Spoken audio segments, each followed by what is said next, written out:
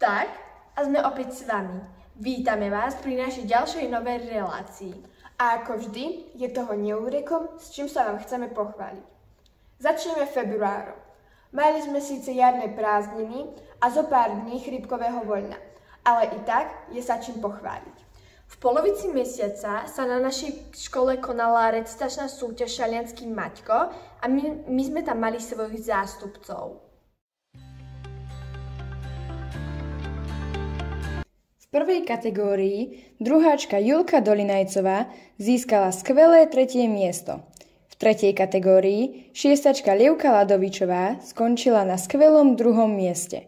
Ale že úplne najväčší úspech získal štvrták Filip Baláš zo 4. B triedy, ktorý sa umiestnil v druhej kategórii na 1. mieste a postupuje do krajskej súťaže v Žiline, kde mu držíme palce. Pri recitácii ešte chvíľku zostaneme. Veľký úspech totižto dosiahla aj naša 8. Sofia Juhošová, a to v prednese poézie, a získala 1. miesto v regionálnom kole Hviezdoslavov Kubín a tiež postupuje do krajského kola, kde jej samozrejme držíme palce. A môžeme sa vám pochváliť aj s mnohými športovými udalosťami. V rámci MCORŠ sa zúčastnili žiaci 5. a 7. ročníka do súťaže v kolkoch. Potom sa konali majstrovstvá vo florbale a naši starší žiaci sa umiestnili na krásnom 4. mieste v skupine.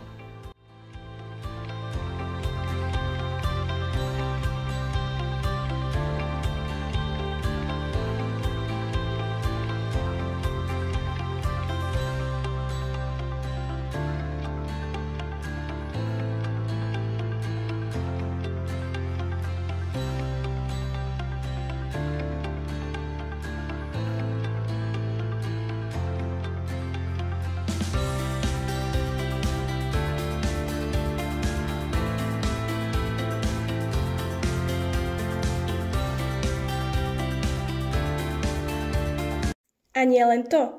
1. marca s pánom učiteľom Temerom naši chlapci z 2. stupňa, konkrétne naši deviataci, sa zúčastnili 2. kola nohojbalovej súťaže žiakov martinských škôl a tu sú zábery.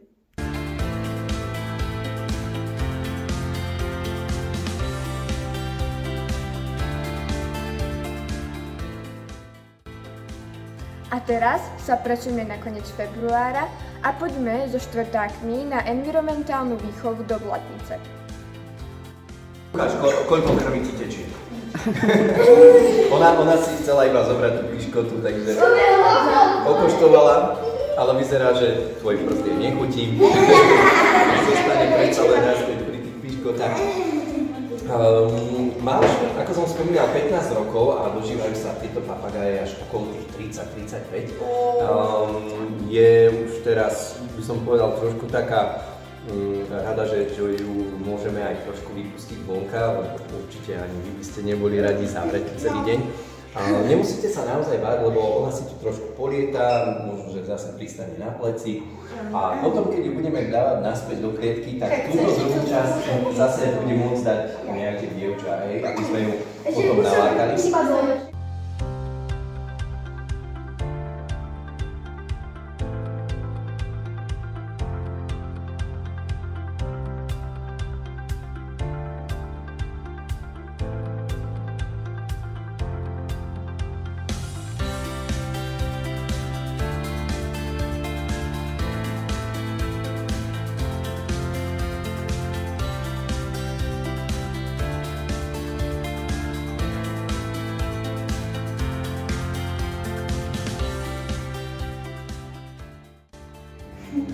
Tak, a už sme v marci.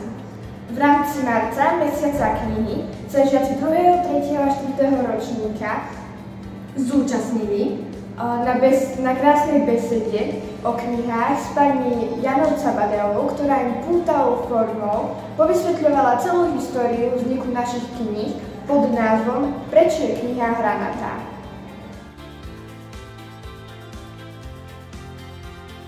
Okrem histórie kníh nezabudla pani Cabadejová spomenúť, z čoho sa vyrábali prvé knihy, ako vyzerali, ako vyzerala prvá kniha na Slovensku a mnoho ďalších zaujímavostí. trvalo? Čo myslíte, kto takéto knihy robil? Ako dlho trvalo vytvorenie takejto knihy? Týždeň. Deň. No si predstavte, že oni ako písali najskôr tie knihy? Ručne. Oni ešte nemali najskôr tlačiare.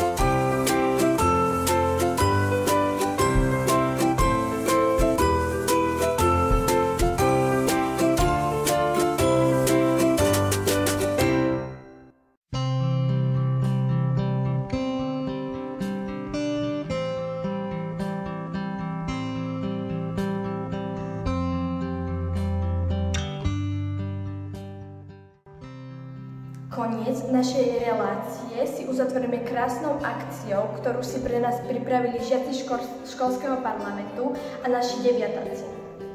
Na znak našej lásky sme sa všetci z našej školy snažili poobliekať do farieb červenej a rúžovej, pretože s láskou v srdci sa zvláda všetko ľahšie.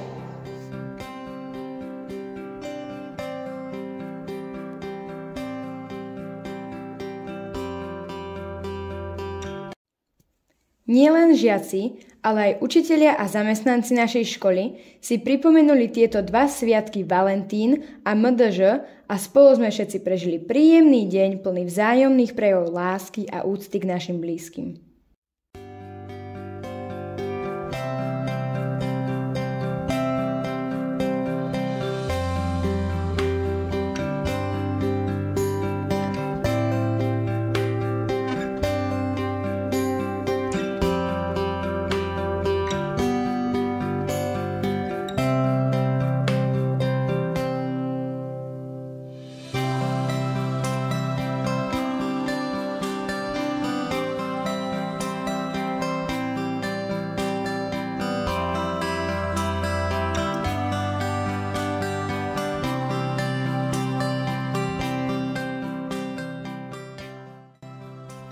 Dnes je Medzinárodný deň žien.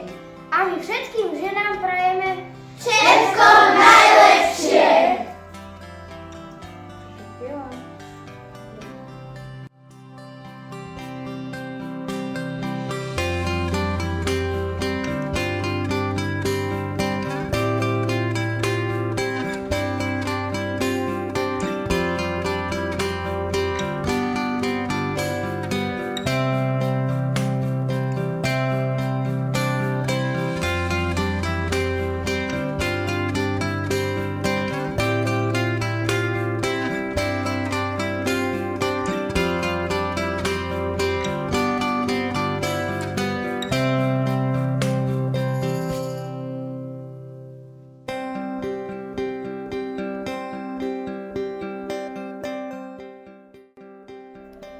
A to je pre ne všetko.